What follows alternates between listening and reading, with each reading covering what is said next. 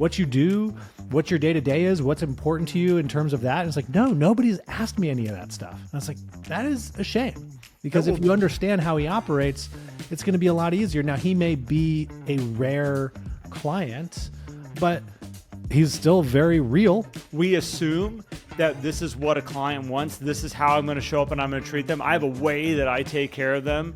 And it's just like, the only way you know how to take care of them in a way that they're going to like is by asking more questions.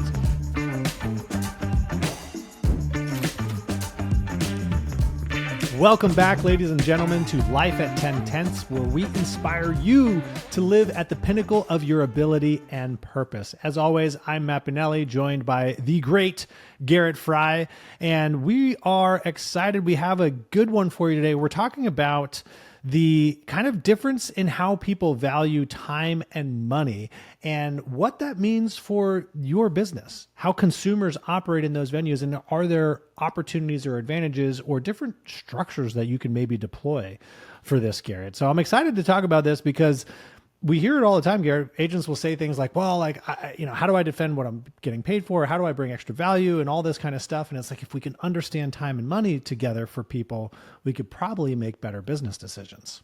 Well, it was taught to me, good morning, by the way. Good morning. It was taught to me a long time ago that we live in a world where people have more money than they have time. And I agree with that to a point. The more I watch, the more I look at different parts of our world, social classes, where things are kind of at. There are people that have more money than time. There's also, I'm finding a lot of people in our world right now that they will go and do it themselves to save themselves money. They will make that choice to say, look, I will use my weekend to go fix that myself rather than paying somebody to go do it. We're seeing that happen a lot right now. And I think in our world, we need to understand, as we're helping people, as we are showing up for them to help them with their real estate, we have to take a step back and say, okay, in my questions, in my learning of who this person is, I got to figure out what's more valuable to them. Am I trying to, help them? Because I think a lot of people just get into like, I'm trying to make as much money for them as possible. I find realtors to get in that place. This has got to be the most important thing, is how much money am I going to make them or save them? And then there's another realtor that'll look at it and say, I save my people time. Like, I take the burden of this off them. They don't have to worry about it. They don't have to do anything about it. It's going to be taken care of for them. You won't have to worry about a thing. I've got this. I'm going to put my time into it. They're both right for the right client. And I think that this is an interesting conversation I'd like to get in with you, Matt, because it's like, we need to understand who our clients are better. What are they trying to accomplish? And usually what I see is the higher the price point, usually, not always, they are trying to save time, or we are going to be more focused on trying to save them time. The lower the price points, a lot of times we are trying to figure out how to save them money. But we need to figure out what's most important.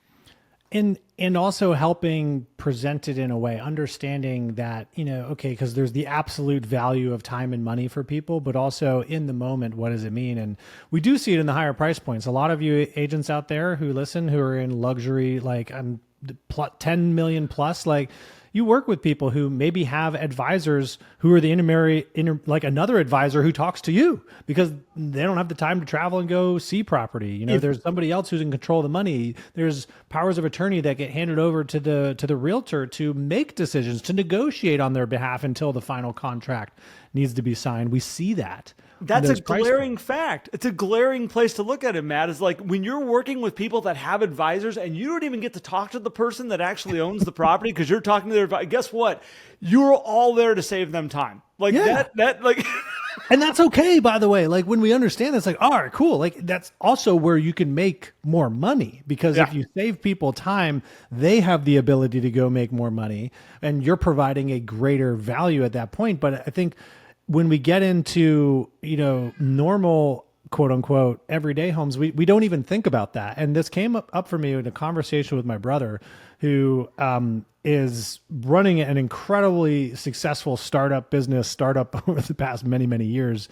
And he manufactures products here in the USA, in Utah, and he does a lot of the manufacturing himself. And he's looking to buy a house. And he called me up and asking, he's like, isn't there someone I could just pay? I could give them like, here's all of my information.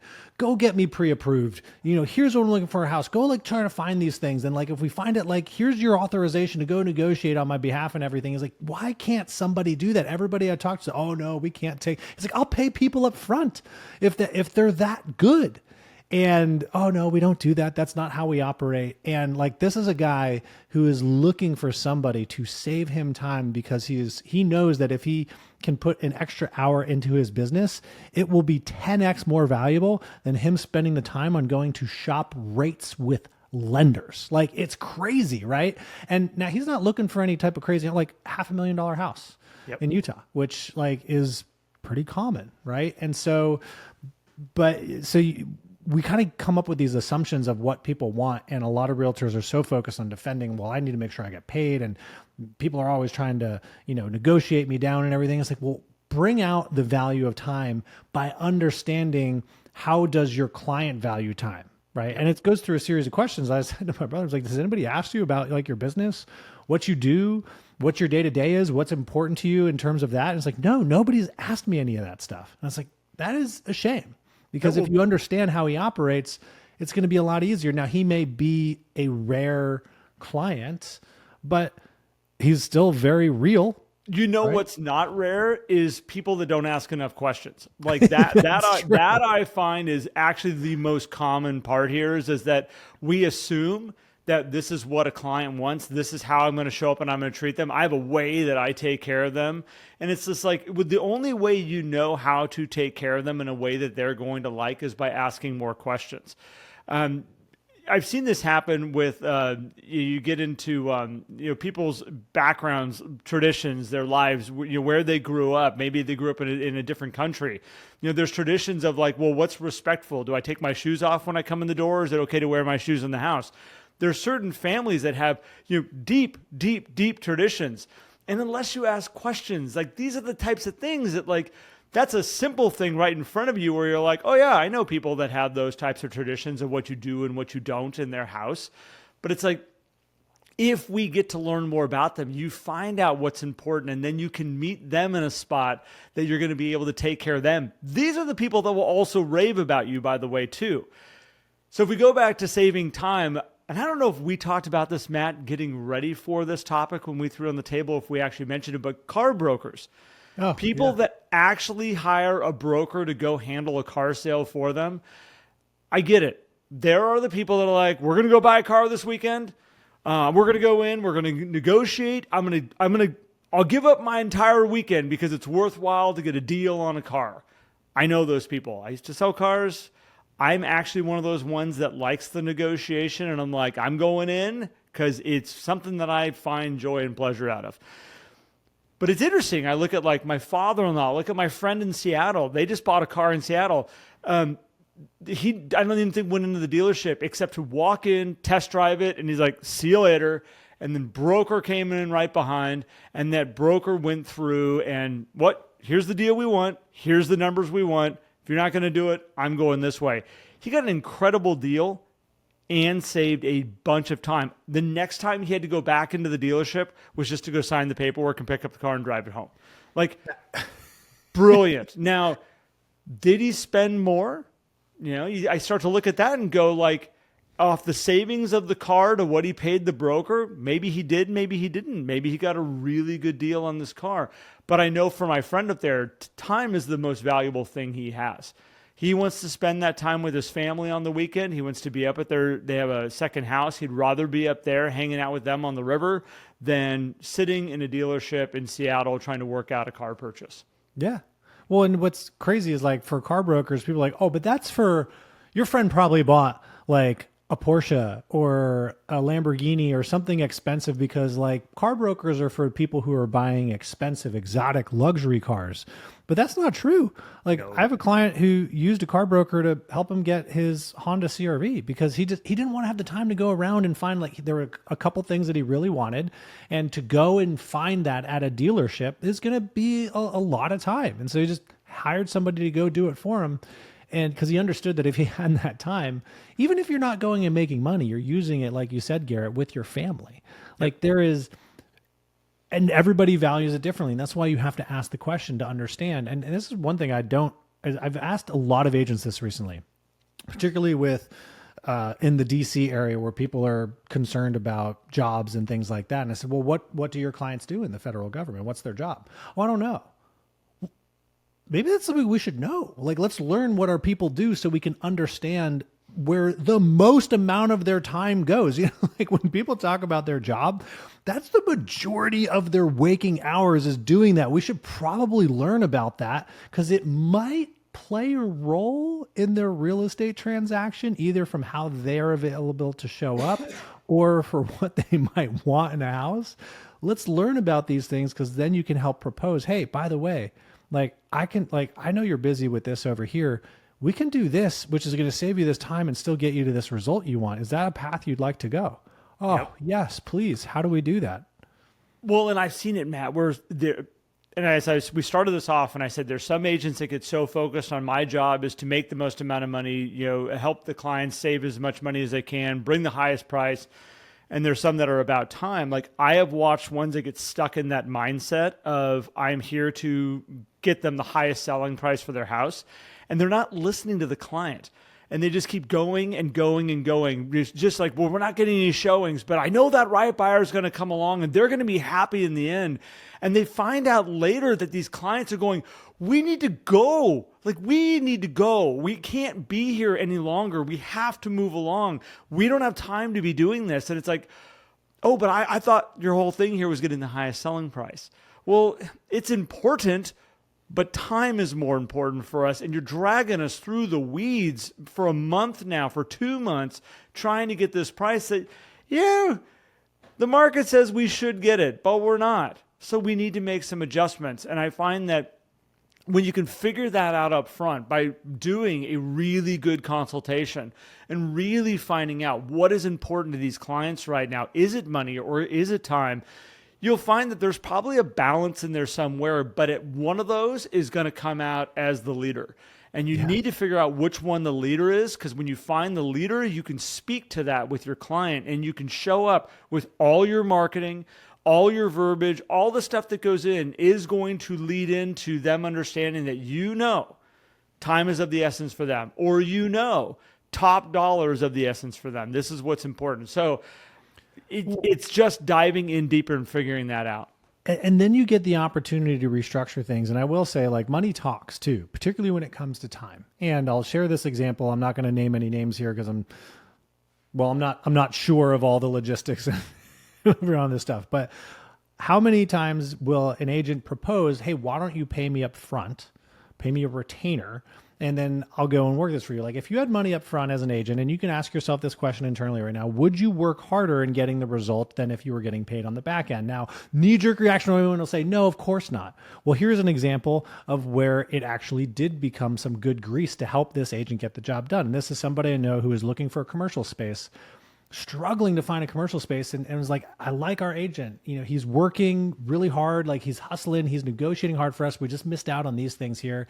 And I ran out of time and I said, you know what, here's some money up front. Gave him a check. Here's a check. Like, go get it. A large check. Yeah. A week later, they had the property. And the agent did an incredible job negotiating for him. Got some discount on price per square foot. And it's like, now, did a good opportunity come up? Maybe.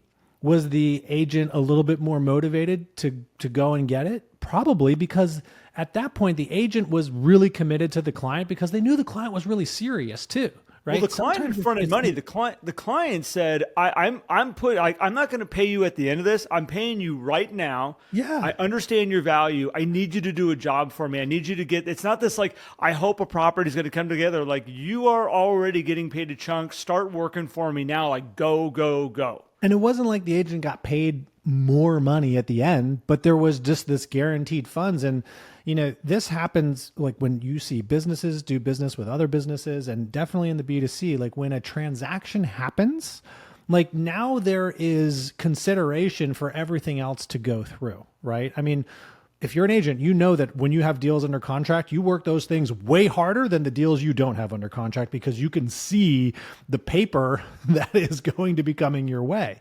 And that's just natural. And it is a good way for, I'm not saying everybody should go out and pay people up front for all that stuff. I'm not saying that, but there are scenarios where that could make a difference in a relationship for a very positive result on the other end.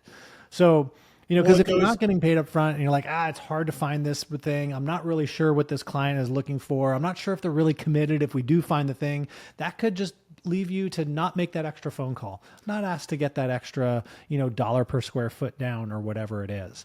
Whereas if you have the money in your pocket, you're like, I got to perform. Otherwise, this client is going to be pissed because they paid me. So I'm going to go make that extra phone call. I'm going to go do this extra effort. And, that's just one element of this time versus money, where if you ask the questions up front, you learn what it is, and don't be afraid to make a proposal either. I think that's the thing. Is like, what's the worst that somebody's to say? It's like, nah, that proposal doesn't work for me. Okay, cool. Well, how about this one? Well, here's the interesting thing that I think I'm taking out of what you just shared, though, is like, here is somebody who's your friend that's going, how do I get action to happen to get this person to show up and start working in the way that I need them to work so I can move forward right now? That's interesting that he's trying to get creative on trying to get somebody to show up. Yeah, and if that's one person out there doing it, I guarantee there are tons of other people out there who would like that type of result, but haven't thought about proposing that backwards. Whereas if it was proposed forward to them, they might be like, yeah, that's sure. You got to have a high trust level. Like, this goes back to people also understanding that you are going to show up and you are going to perform, and that you got the goods. Like, I'm investing in you right now to get this thing done. Like, let's go. I could totally see if you didn't trust them, like if I didn't have a good understanding, for sure, I could see going, well, here I am writing you a check to do this job for you. You haven't performed yet. And I don't want you sitting by the pool eating bonbons, spending the money, because are bonbons even a thing anymore? I don't know. Is it even a saying anymore? I think it's a saying. Well, is it not a saying? I'm going to go find bonbons. They're delicious. All of our Gen Z listeners are like, what is that? What is a bonbon? Oh, you do. Well, we're going to, maybe we're going to find out. We should do a special giveaway. Let us know. Send us a message. Do you guys eat bonbons? Do you even know what they are? So, all right, bring it back here. So again, I would hope that if you have a really high trust, what you're saying is, I'm committed to you. If there's low trust there, you're going to just be going, why am I doing this? Why am I giving money to somebody? Because I could just see them going like, oh, I made some money. I don't need to like work that hard. This all goes back into the trust of the people that you're surrounding yourself with. Yeah. And you building that trust through your reputation, through so many things, because if you don't have that trust and you go try this, it's going to blow up in your face for sure. So I'm not saying that everybody needs to go out there and do this. And in this example, this person had already been working with this agent for a while. And so they did have a trust, and he's like, this agent does work hard. And you can demonstrate that, kind of piggybacking on our last podcast about change and opportunity.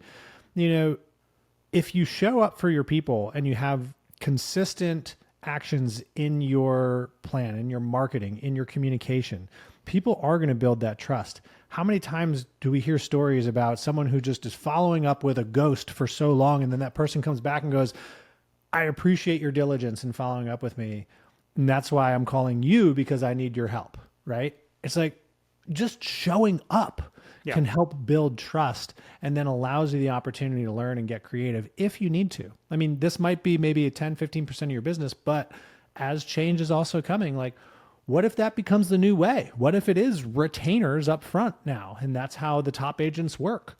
What if that is a thing? it's important that you said like they'd been working with each other for a while. And I think to have that working relationship where you might watch, let's say, an agent getting burnt out of just like, oh my gosh, we're looking and we're searching and we're finding, we're not finding exactly what you're looking for. I actually think it's a really nice kind of olive branch to bring down and being like, I know you're working hard and I appreciate you and I want you to continue to work hard. So here, I know we're going to pay you because we are going to find a property and this is all going to work out, but here's some upfront money right now for how hard you're working for us. Like a lot of great business is done because of great working relationships like that, a mutual trust, a mutual respect. And I actually think in the industry that we work a lot in, Matt, which is helping people build relationship referral-based businesses, like I think you can create those types of situations where people don't want to run you ragged. They don't want you working for free. They don't want you just because you can get burnt out. You can, especially if somebody's looking for a specialty type property. Commercial spaces are interesting, like you were talking about here. Like there's a different amount of selection out there. There's an availability, and I could see somebody. And there's also less emotion. I mean, that's a different situation. All kinds of stuff. It's very, very much about the dollars and cents, right? But I think going back to where we started this, I think there's this understanding of let's look at our clients and let's really get good, especially as we're working with more people, especially as there's more opportunities coming into the pipeline of real estate right now. What are the factors that's most important to these clients that we're working with? Because it's not always what you think. You can only find it out by asking more questions. Only. And I'll say this one last thing too, Garrett, is if you want to help your clients, if you want to help understand their value of time and money, make sure you're valuing your own time and money, right? Like, are you taking good care and protecting your time the way that you should in your business? Because the better you get at that, it's going to be so much easier for you to have the conversations with your clients to understand that. So another thing for people to consider. Well, a little short one for you guys. We'll put the bow on this one here. Wrap that one up. Just giving you some time back. There you go. Some time. Time. Want to say thank you to everybody for joining us today, listening in. We appreciate you for your time and your support. We do have, if you want to support us, we have a place, we have a light membership you can join. We have all kinds of great stuff in there. So you're not just paying money and being like, I love Matt and Garrett, I want to support them. We have daily pieces coming out now of inspirational readings, inspirational quotes. Matt, you're getting together with that group once a week and bringing them all in and bringing value in there. Like, we have an opportunity for you to come and be a part of our world on a bigger level. If you're looking for group coaching, we actually have an amazing group coaching program called the 11 Circle. You can come and join that. We do all kinds of weekly activities in there multiple times a week, getting the group together, learning and growing together. Love to have you be a part of that. And then we also have premier one-on-one coaching where you can get Matt or myself as your own personal coach.